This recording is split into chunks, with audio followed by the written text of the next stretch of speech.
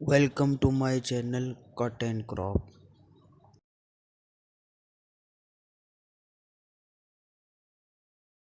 पढ़ते हैं, क्यों सुनते हैं? अंग्रेज तो नहीं पढ़ता, ना वो सुनता है। आप मुझे एक बात बताओ, कोई चीज जरूरी हो तो अंग्रेज उसको छोड़ सकता है? अच्छा, जब हाँ या ना में कुछ सवाल पूछूं तो जवाब देना। वैक्सीन बहुत जरूरी थी ना कोरोना की, सबसे पहले किसने लगाई?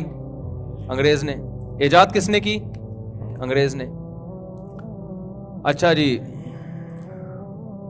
सफर इंसान के लिए मुश्किल हो गया था तो ट्रेन का इजाद होना जरूरी था, जरूरी काम था ना, तो किसने इजाद की है? अंग्रेज ने।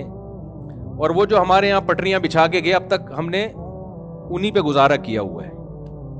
तो सारे जरूरी काम तो वो करता है अंग्रेज। हवाओं में इंसान के लिए उड़ना बहुत जरूरी था, आबादी बढ़ गई थी तो सफर को आसान बनाना था, तो इसके लिए हवाई जहाज बहुत जरूरी था, तो ये जरूरी काम था। तो इसमें पहल किसने की है? अंग्रेज ने, और उसने करके दिखाया। अब जहाज भी वही बनाते हैं। जो लोग माजरत के साथ, एक उम्र के बाद इंसान गंजा होना शुरू हो जाता है, सर पे बाल लगवाना बहुत जरूरी है। आजकल हेयर ट्रांसप्लांटेशन का अमल हो रहा है, ये इजाद किसने किया? बोलो ना, अंग्रेज ने। ये अभी हमारी इजाद नहीं है। तो हर जरूरी काम कौन कर रहा है? अंग्रेज। सवाल पैदा होता है, अगर कुरान हमारे लिए इतना जरूरी है तो इसको अंग्रेज को इसमें आगे होना चाहिए था ना? क्या ख्याल है भाई?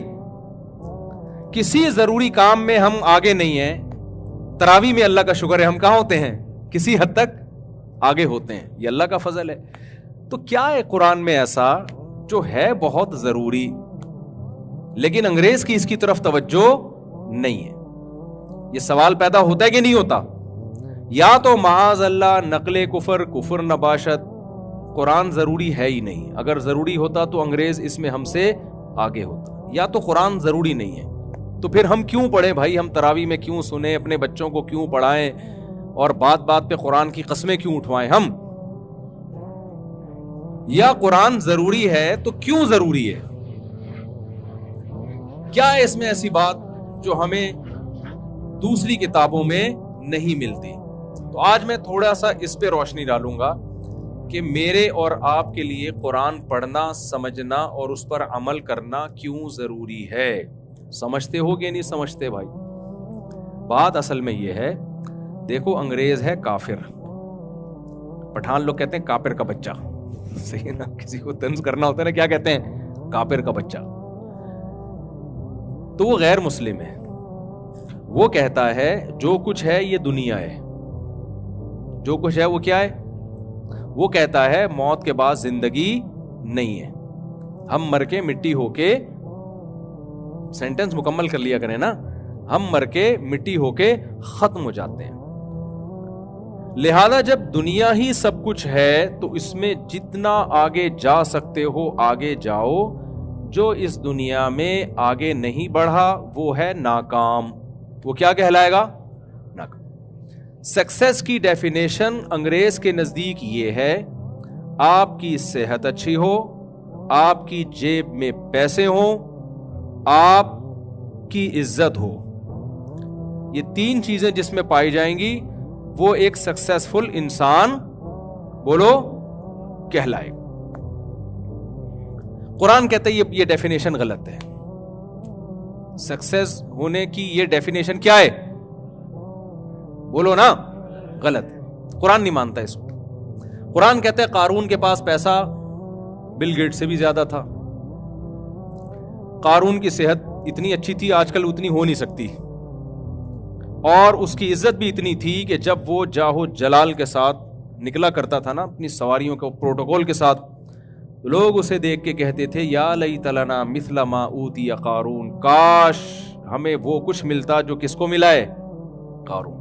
जो गरीब लोग थे ना, हम जैसे, यानी हम जैसे से मुराद हम पाकिस्तानी हो, जैसे बेरोजगार, जो पेट्रोल के तरसे हुए और पता नहीं क्या क्या चीजें अभी महंगी होने वाली हैं। यानी महंगाई में चीनी शॉर्ट होती है, पेट्रोल शॉर्ट होता है, अब बीवियां भी शॉर्ट होने लगी हैं। मेरे पास आते हैं ना केस, मैं बेरोजगार हो गया तो बेगम ने कोर्ट से खुला लेके चली गई। मैंने कहा ले भाई, बेरोजगारी में एक पेट्रोल शॉर्ट होने का गम था, चीनी शॉर्ट होने का गम था, आटा शॉर्ट हो रहा था, अब बीवियां भी क्या हो रही हैं?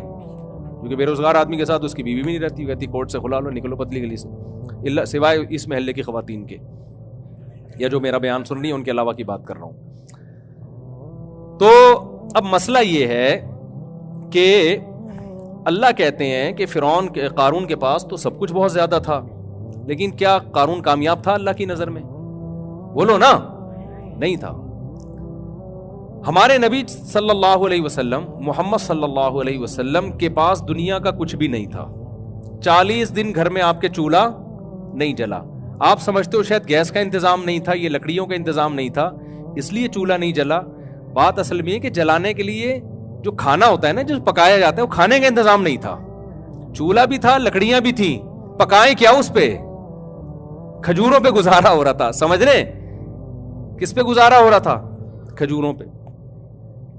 لیکن دنیا کے سب سے کامیاب انسان کون تھے؟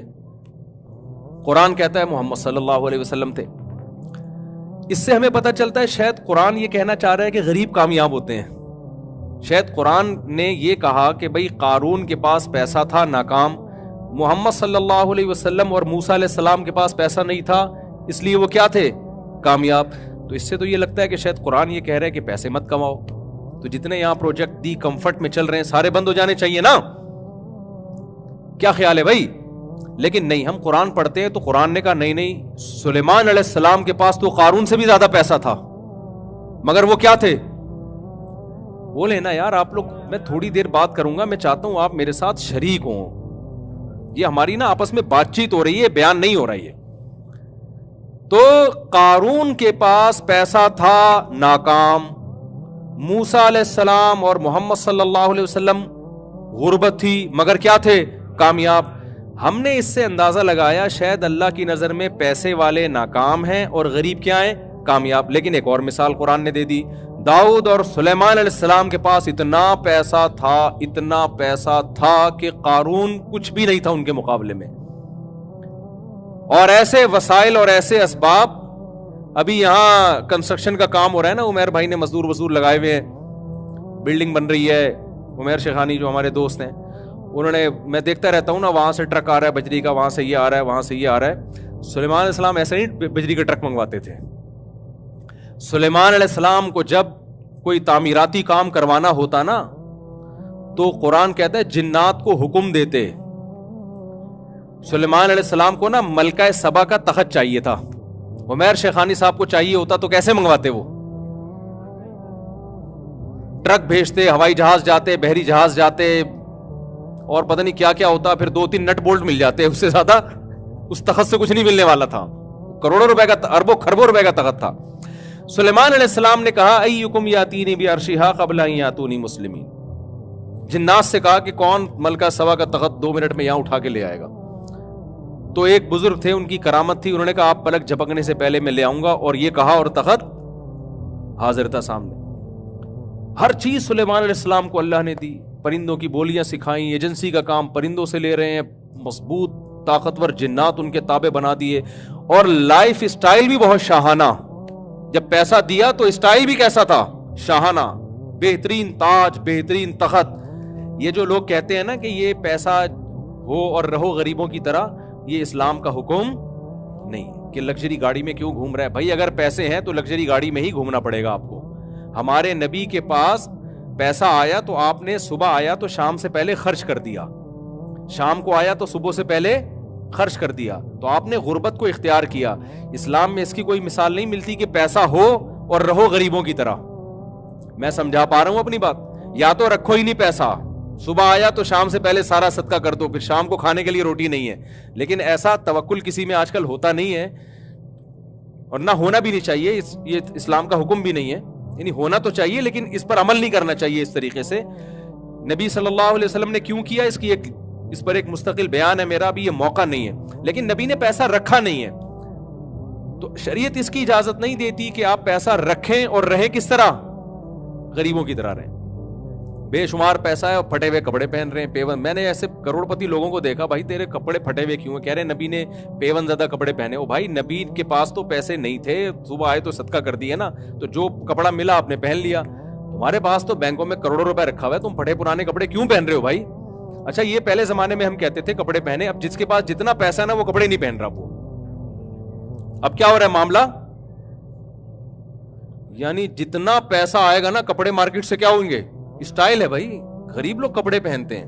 اب تو ایک آدھ چٹی مٹی پہن کے نا مالدار آدمی کہہ رہا ہے یار اسٹائل ہے ہمارا, یہ کپڑے وپڑے تو غریبوں کا کام ہے پہننا. خیر میرا موضوع نہ کہیں چینج ہو جائے نا, میں اس لیے ذرا کوشش کر رہا ہوں کہ وہ, یعنی مالدار خواتین کے کپڑوں پہ پیسہ بہت لگتا ہے مگر کپڑا نہیں لگتا. یعنی مالدار خواتین جو ہے نا, آپ ذرا پوش علاقے میں چلے جائیں تو مالدار اور ماڈرن جو بڑے گھروں کی خواتین ہیں ان کے کپڑوں پہ پیسہ دبا کے لگے گا مگر کپڑوں پہ کپڑا نہیں لگے گا, کپڑا نہیں ہوگا اس میں, مگر جتنا ہوگا اس پہ پیسہ بہت لگے گا. خیر تو میں یہ کر رہا تھا کہ ہم سلیمان علیہ السلام کا جب لائف اسٹائل دیکھتے ہیں تو بڑا شاہانہ لائف اسٹائل ہے بھائی. اور بات جب کر رہے ہیں نا ملکہ سبا سے, جس کو اللہ نے اتنا بڑا تخت دیا, تو بات بھی ایسے کر رہے ہیں کہ جو ایک شاہانہ اسٹائل ہوتا ہے. ملکہ سبا کو پیغام بھیجا کہ انسان کی بچی بن کے چلی آ. ایک ریاست ہے وہ, ایسے جیسے آج امریکہ بات کرتا ہے. جنرل مشرف کو فون کیا تھا اور جنرل مشرف نے فوراً اڈے حوالے کر دیے نا. اسٹائل ہے نا امریکہ کا. کوئی غریب ملک اس اسٹائل میں بات کر سکتا ہے؟ نہیں کر سکتا. پیسہ ہوتا ہے, دولت ہوتی ہے, تو اسٹائل چینج ہو جاتا ہے. تو امریکہ کا اسٹائل چینج تھا. اس نے کہا بھائی, یہ جنرل مشرف سے کہا ورلڈ ٹریڈ سینٹر تباہ ہو گیا, کائنڈلی آپ اپنے اڈے دے دیں ہمیں. تو مشرف صاحب نے پوچھا کہ اگر نہیں, تو انہوں نے کہا نو کا آپشن نہیں, یہ دینے پڑیں گے آپ کو. انہوں نے کہا ٹھیک ہے سر لے لیں. اس کے بعد جب پھر وہ وہاں گئے تو 20 سال جو انہوں نے جو ان کے ساتھ ہوا, پٹھانوں کی ان سے ملاقات ہوئی امریکن آرمی سے, تو پٹھانوں نے ان کے سارے اگلے پچھلے گناہ معاف کروا کے ان کو واپس بھیج دیا کہ کائنڈلی آپ واپس تشریف لے جائیں, آپ غلط جگہ آ گئے, معذرت کے ساتھ. تو خیر تو کائنڈلی جو ہے نا, یہ دونوں میں جو ہوا یہ بڑا خطرناک کائنڈلی ہوا ہے. یہ وہ والا کائنڈلی نہیں ہے جو ہم کر رہے ہوتے ہیں. یہ کائنڈلی کیا ہے, بڑا ڈینجرس قسم کا کائنڈلی ہے. جیسے انہوں نے مشرف کو کہا کائنڈلی اڈے چاہیے ہمیں, چاہیے کا مطلب کیا ہے, یہ کائنڈلی ہم نے ویسے شو کے لیے لگا دیا ہے. تو جب وہ امریکہ افغانستان گیا تو انہوں نے بھی کہا کائنڈلی آپ واپس تشریف لے جائیں. ٹھیک ہے نا, تو واپس تشریف لے گئے وہ. خیر بین الاقوامی حالات میں زیادہ تبصرہ نہیں کرتا کیونکہ ہم تو غریب لوگ ہیں. امریکہ نے ایک دفعہ میرے اس بیان پہ مجھے کائنڈلی کہہ دیا تو میں پھر برداشت نہیں کر پاؤں گا. ٹھیک ہے نا. تو اب مسئلہ یہ ہے کہ ہم دیکھتے ہیں کہ سلیمان علیہ السلام کے پاس دولت اور ملکہ سبا سے جب بات کر رہے ہیں, ایک خط بھیجا اس کو کہ اللہ کے نام سے شروع کرتا ہوں, اللہ تعالی علیہ واتونی مسلمین. آپ سورج کی عبادت کرتے ہو, یہ صحیح نہیں ہے. It is not appropriate for you. یہ بالکل بھی مناسب نہیں ہے کہ اللہ کی کھا کے, اللہ کی نعمتوں سے فائدہ اٹھا کے عبادت کس کی ہو رہی ہے, سورج کی. بڑی پاورفل ریاست تھی لیکن اس کو بولا کہ آپ تشریف لے آئیں فرما بردار بن کے. ملکہ سبا نے انکوائری کے لیے لوگ بھیجے تو پتہ چلا یہ تو بڑے پاورفل ہیں. سلیمان علیہ السلام نے دھمکی دی کہ پہلا پیغام میرا آرام سے گیا تھا, دوسرا پیغام نہیں آئے گا, میری فوج آئے گی اور اب بندی بن کے آرام سے چلی آؤ. تو یہ اسٹائل کس کا تھا, سلیمان علیہ السلام کا. بھائی پاور بھی تھی, جب پاور ہوتی ہے تو اسٹائل یہی ہوتا ہے. اب مجھے ایک بات بتاؤ, سلیمان علیہ السلام کے, اچھا معذرت کے ساتھ خواتین بہت ناراض ہوتی ہیں ایسی باتوں سے. 100 بیویاں بھی تھی سلیمان علیہ السلام کی, بہت معذرت کے ساتھ. میں ایسی باتیں کرتا کہاں ہوں, آپ کو پتہ ہے شادیوں وادیوں کی. لیکن بخاری میں ہے کہ سلیمان علیہ السلام کی بیویاں کتنی تھیں, 100 بیویاں تھیں. وہ مجھ سے پوچھ کے نہیں کی بھائی, انہوں نے تو ان سے جا کے پوچھو, مجھے نہیں کہو. لوگ کہتے ہیں آپ ایسی باتیں کیوں کر رہے ہو, انہوں نے ایسا کام کر لیا, ہم باتیں کرنے پر پابندی لگا رہے ہو. تو ان کی پیسہ بہت تھا تو وسائل بہت تھے, تو شادیاں کتنی کی, ایک وقت میں 100 بیویاں تھیں سلیمان علیہ السلام کی. لیکن قرآن ان کو بھی کیا کہتا ہے, کامیاب, ناکام نہیں تھے. کیا تھے وہ, کامیاب. نعم العبد, بہت پیارے بندے تھے اللہ کے. وہ دنیا میں بھی ان کے لیے بھلائی اور آخرت میں بھی بھلائی. تو اے اللہ, کبھی تو بتا رہا ہے کہ غریب کامیاب ہے اور مالدار ناکام ہے, کبھی تو کہہ رہا ہے کہ مالدار کامیاب ہے, غریب کیا ہے, ناکام ہے. تو سمجھ میں نہیں آ رہا. تو اللہ نے اس مسئلے کا حل یہ بتایا کہ بھائی اللہ نہ تمہاری دولت کو دیکھتا ہے نہ تمہاری غربت کو دیکھتا ہے. اللہ کیا دیکھتا ہے, تمہارے عمل کو. جو غریب ہو کے اللہ کو خوش کرے وہ غربت میں کامیاب ہے, جو مالدار ہو کے اللہ کو خوش کرے وہ مالداری میں کامیاب. ہم صحابہ میں دیکھتے ہیں, حضرت بلال انتہائی غریب تھے لیکن حضرت ابو بکر بہت مالدار تھے. ہمارے ہاں جامع الرشید میں حضرت ابو بکر کے بارے میں جو تاریخی روایات سے ان کے جو اثاثے ملتے ہیں, ایسٹس ملتے ہیں, وہ اربوں روپے میں, اس زمانے کے اربوں روپے بنتے ہیں. وہ حضرت عثمان اتنے بڑے تاجر تھے کہ 400 گھوڑے ایک ٹائم پہ انہوں نے صدقہ کر دیے, گفٹ کر دیے. تو جو 400 گھوڑے ایک ٹائم پہ کر رہا ہے اور پھر بھی مالدار ہے, اس کے پاس بیک اپ پہ کتنے گھوڑے ہوں گے؟ آپ کیا سمجھتے ہو گھوڑے کیا گٹکے کی قیمت میں ملتے تھے؟ ہے بھائی, اس زمانے کی شاہی سواری تھی گھوڑا بھائی, یا آج کی لینڈ کروزر ہے وہ. تو 400 تھی ان کے پاس جو صدقہ کیے, اور اس کے علاوہ بھی تھے اونٹ اتنے اتنے ان کے پاس. ارب پتی تاجر تھے عثمان رضی اللہ تعالیٰ عنہ, وہ بھی کامیاب, اور حضرت بلال جو غریب تھے وہ بھی کیا تھے؟ کامیاب تھے. تو اسلام سکسیس اور کامیابی کی وہ ڈیفینیشن بیان نہیں کرتا جو کون بیان کرتا ہے؟ گورا. گورا کہتا ہے مادی ترقی ہی کامیابی ہے, لہذا اس کی نظر میں قرآن کی ویلیو نہیں. اسلام کہتا ہے کہ اصل کامیابی کیا ہے؟ آخرت. Thanks for watching. Please subscribe my channel Cut and Crop.